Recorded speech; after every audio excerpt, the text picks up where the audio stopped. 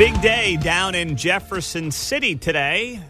You are going to have Governor-elect Mike Kehoe officially become Governor Mike Kehoe in the state of Missouri, taking over, of course, for Governor Mike Parson. One of our state senators, Tony Luetkemeyer, is joining us on KCMO Talk Radio, where it is Inauguration Day on the Missouri side of the state line.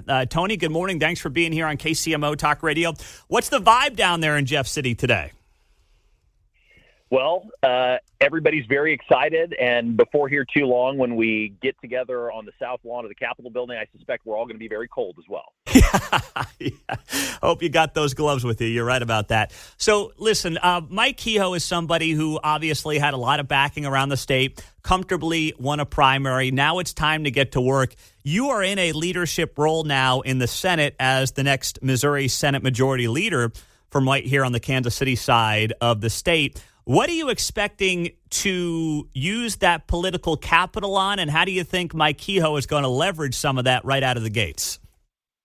Well, first of all, what I'll say is that Mike has great relationships in the General Assembly. He, of course, started his career in elective office as a member of the Missouri Senate himself. He was the majority floor leader before he became lieutenant governor. And so he knows people in the Senate well, he knows people in the House well, and he has great relationships, and I expect him to leverage those to be able to achieve a lot of successes this upcoming session. In terms of priorities for him, we heard it on the campaign trail. It's public safety. He understands that the crime epidemic that we've seen both in St. Louis and Kansas City is one of the biggest challenges facing our state.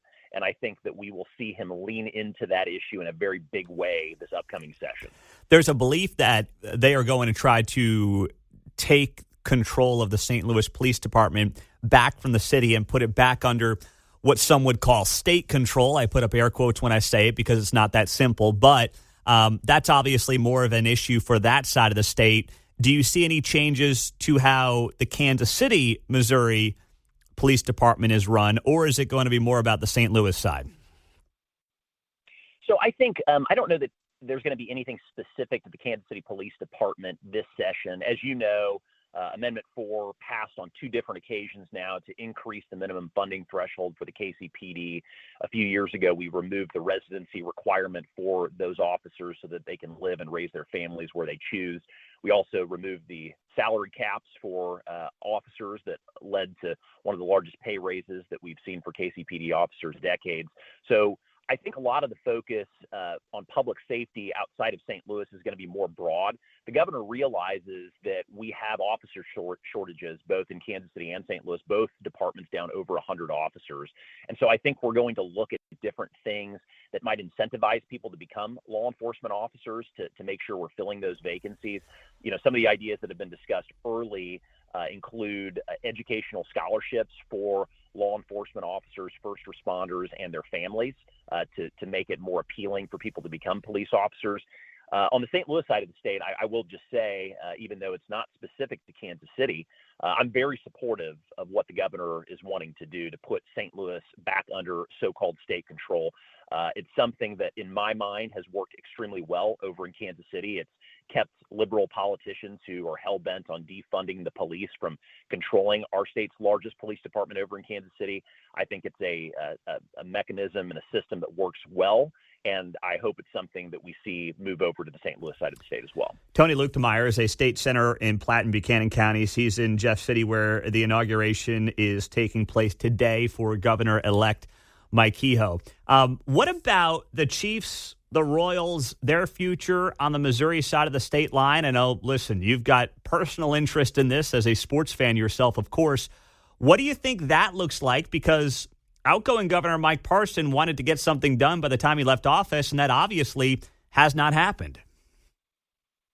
So I think it's a complicated question in the sense that I think it's sort of too early to tell. And the reason I say that is because we really don't know at this stage what the Royals are wanting to do. You know, there's a proposal that would have the Royals be south of the river, near Crown Center.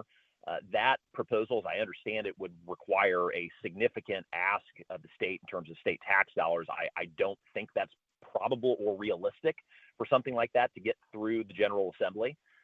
There's another proposal to put it north of the river in North Kansas City. I understand that location does not require state ask, so obviously a lot less complicated. And then, of course, there's a proposal that they might move across the state line. If either of those two later things happen, they either go north of the river or they go across the state line. What that then means is that now Jackson County only has one team, the Chiefs, that they would be funding. And the question would be, if Jackson County voters then decided to renew a local sales tax that's Chiefs only, would that be enough to sustain the Chiefs where there would also be no state ask for the Chiefs? Again, it's complicated. There's a lot of moving pieces, but the bottom line is until we know where the Royals are going and what their intentions are, I think it's probably premature to talk about state funding, if any. Someone brought up on this show last week the idea that, like, when these legislative sessions start, obviously cities and politicians have their asks for what they want to see for their part of the state from the legislature, and St. Louis always seems to be a little bit better at that, or at least ahead of the curve on that, than Kansas City. Do you see any way that there's already asks for, let's say, Cardinals stadium upgrades, anything with the Blues? I mean, I had heard some rumors about that and what that could mean for state asks here on the Kansas City side, or is that not the case right now? Well, let me just say a couple of things on that. The first is I would say that Kansas City in recent years has actually received more proportionate levels of state funding than St. Louis has. I know that the common thought is that St. Louis gets all the money. That's actually not been true, especially with the World Cup coming to Kansas City in 2026. The Kansas City region has done extremely well in the state budget over the last couple of years. I've served during that time as the vice chair of the Appropriations Committee, which writes the state budget on the Senate side, and Kansas City, as I said, has fared very well. In terms of the teams over in St. Louis, I think what you would likely see is that if there is a Chiefs and Royals ask, if that ends up happening, you will see some of the St. Louis teams try to glom onto that. I do not believe that the St. Louis teams are going to try to do anything if there would be no state ask from either the Chiefs or the Royals. And again, whether that is even something that would be able to get done this session remains to be seen. The state revenues have remained largely flat.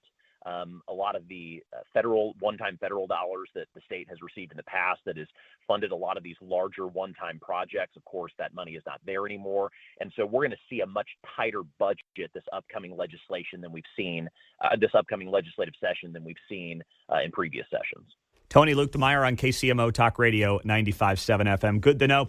We'll be, hopefully, if you're willing, talking to you plenty, Senator Luetkemeyer, as we get into the legislative session here in the weeks ahead and see what's going on down there in Jeff City on behalf of Kansas City. So we appreciate you being here. Stay warm today and looking forward to all the good things coming up down that way. Thanks for having me on, Pete. You bet. That is Tony Luetkemeyer on KCMO Talk Radio 95.7 FM.